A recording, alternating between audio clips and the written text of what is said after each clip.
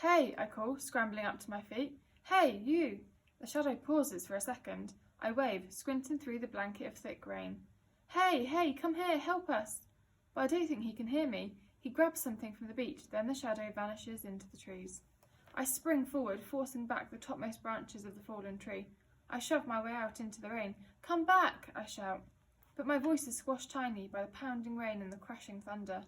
I blink, rub my eyes. Nothing there. He's gone. Then I start to doubt myself. Was the shadow just a stupid imagining? A trick of the light? "Did you see that?" I said quietly to the boy. But he doesn't answer. He has shuffled himself back into a little hollow by the cave mouth. His eyes are closed and his breath is raspy. As I step back into Dead Man's Cave, the cave wall behind the boy flashes bright with lightning. "Oh," I breathe, awestruck, clapping my hand over my mouth at what I see. It's not possible. I know this cave. This isn't possible. The walls of Dead Man's Cave are absolutely covered with pictures, paintings that seem to move like a flick book in the jittering light. The lightning fades again, but I have to see more. I tear off Dad's backpack and rummage about. I find his torch and click the switch. "Oh, Dad," I hiss through my teeth. "The battery's dead, of course. Mum's always telling Dad off for not changing the batteries on things. For goodness sake, Dad, you total banana." I bang the torch on my head. It flickers into life, a thin, pale beam, but it's enough. I hold the torch high and peer all around me at the painted walls of Dead Man's Cave. They're not just pictures. They're pictures that tell stories. There's a hunter. He bounds long-legged in a leap. The hunter's chasing a red deer, a hart with massive antlers, and the deer's fast too. I can feel the strength of its muscles in the curve of the line. And there's another deer ahead, a young one, smaller antlers, less strong, less sure. He's looking back over his shoulder.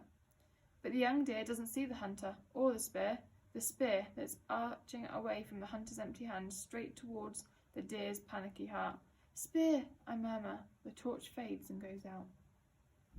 "Come on," I bang the torch on the cave wall. "I want to see more." Trembly thin light wavers through the gloom. "Wow," I whisper, walking a few steps deeper into the cave, forgetting myself at the sheer wonder of it. These walls are alive with eagles that swoop and fish that leap. I see lynx and bear and elk and wolf and other animals whose names I don't even know.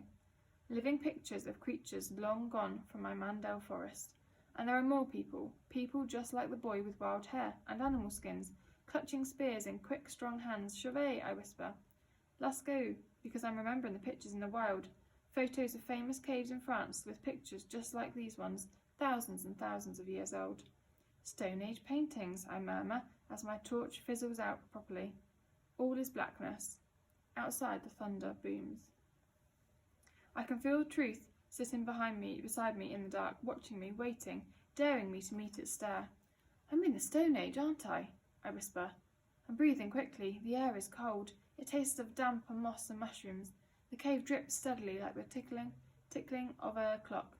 I'm in the Stone Age. A tingle of fear and excitement surges through me.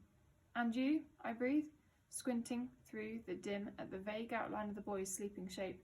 "You're from here. You're a real Stone Age boy."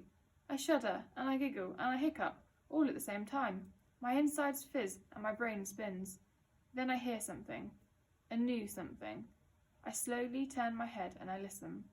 There's a noise coming from way, way back behind me, right in the depths of Dead Man's Cave.